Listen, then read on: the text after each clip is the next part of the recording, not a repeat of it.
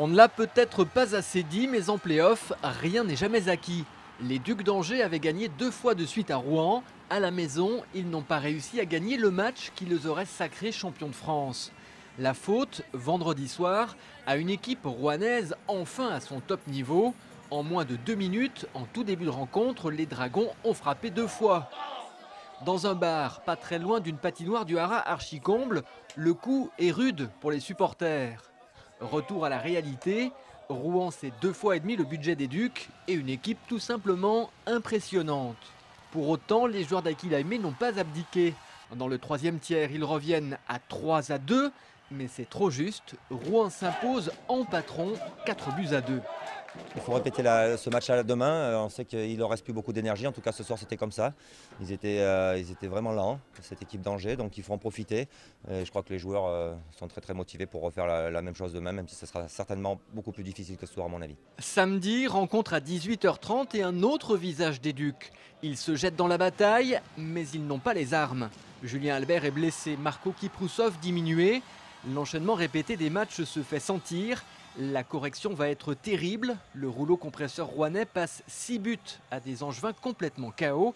Victoire 6-1 et le sentiment qu'il y a presque une classe d'écart. Oui, c'est une grosse machine, oui, tout à fait. Mais moi, je pense que, même ce soir, moi, je pense que mes joueurs, ils ont tout donné. Ils n'ont pas eu plus que ça. Et maintenant, comme je dis, on a 2 jours de récupérer. Et moi, je peux garantir qu'ils vont être physiquement beaucoup plus forts que ce soir. Ce lundi après-midi, les Ducs d'Angers ont pris la direction de Rouen pour un ultime match qui se jouera mardi soir et à l'issue duquel l'une des 2 équipes sera championne de France. Les Rouennais sont clairement favoris, mais la pression est désormais sur leurs épaules.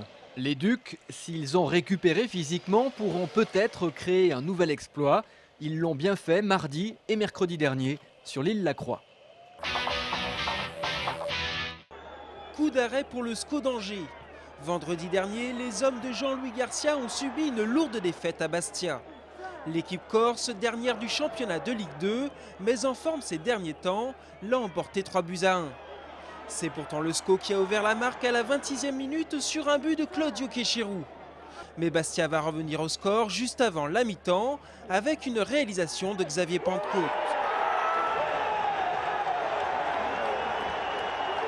Au retour des vestiaires, c'est encore Xavier Pentecôte qui s'illustre et inscrit le doublé pour Bastia.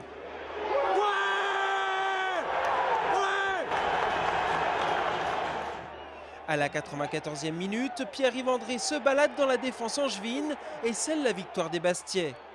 Bastia enregistre là son 3e succès consécutif. Quant aux Angevins, ils sont 5e à 4 points de la 3e place, synonyme de montée en Ligue 1.